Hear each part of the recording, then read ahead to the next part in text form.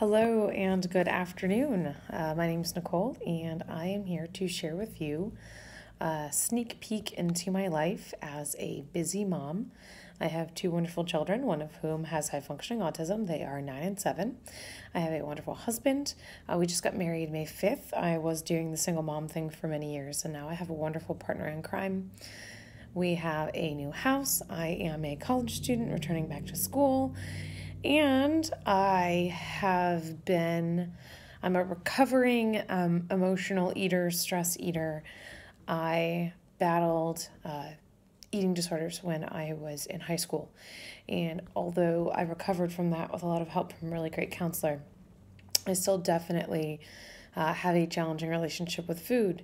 And that has resulted in me not getting to experience some of the most optimal health. So that is why I'm here. I'm here to share with you through this video blog or vlog, as the kids say, my story. And I'm going to keep it short and I'm going to keep it sweet because I know you don't have any more time to listen to my 10-minute story than I have to share it. So I have been looking for a way to make wiser eating choices while in my life.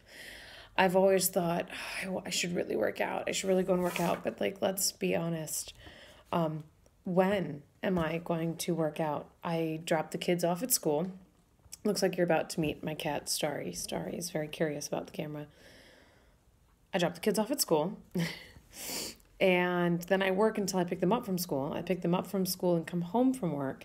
And then I am either helping them with their homework, doing my own homework, or making dinner.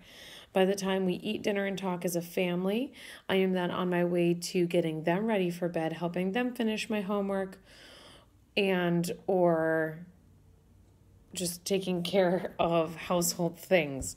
So they're in bed. Now I'm doing my homework. I'm doing my work because I work 40 hours a week, half of which is from home.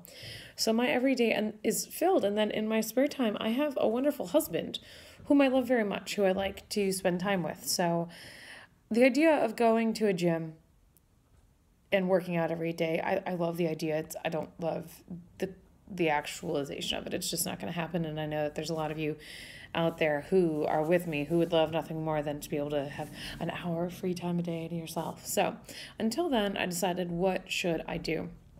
And I kept hearing everybody talk about keto, and I was like, oh, that's garbage. That's terrible. That's, you're going to raise your cholesterol, raise your blood pressure. It's going to be terrible for you. But then I kept hearing it, so I was like, okay, at this point, I'm kind of desperate. I work at Chick-fil-A. I eat Chick-fil-A often. And while I'd love to say I eat the grilled stuff, I don't. I do catering, and so when you're done with catering, it's easy to grab one of those extra sandwiches and enjoy it. And so what am I going to do? So I looked into keto and realized that our bodies need to make energy. And they either make energy from sugar or from fat. Sugar is a relatively new concept. All this refined sugars and processed foods that were introduced to us back in the 60s, 70s, 80s. It's more common to have food that you don't actually know what it is or what's in it than it is to have real raw food. So if you eliminate the sugars from your life, then your body goes from using sugars as fuel to using fats as fuel. So in addition to using the fats that you eat as fuel, it uses the excess on yourself. So I said, okay, I'm going to give it a go. At the very least, I'm cutting out sugar and carbs from my diet because the diet is primarily fat and protein with minimal sugar. So at the very least, that's what I'm doing.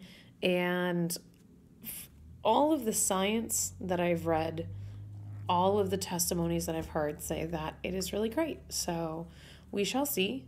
I will probably check in periodically to let you know kind of how it's going.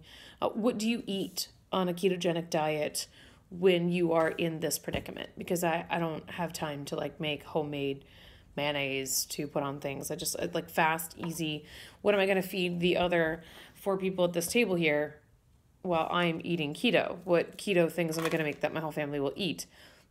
So we shall see.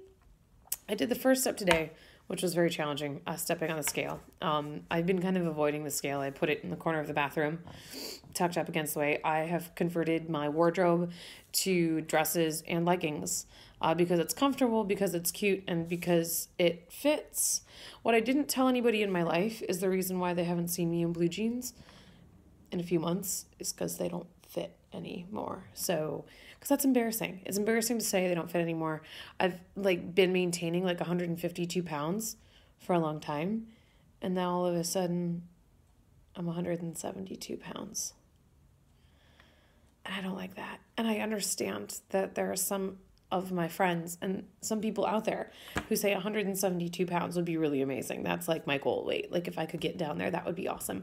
And yes, and if you are that person, good for you. For me, I know that nothing fits. I know that I don't feel great. I don't have the energy.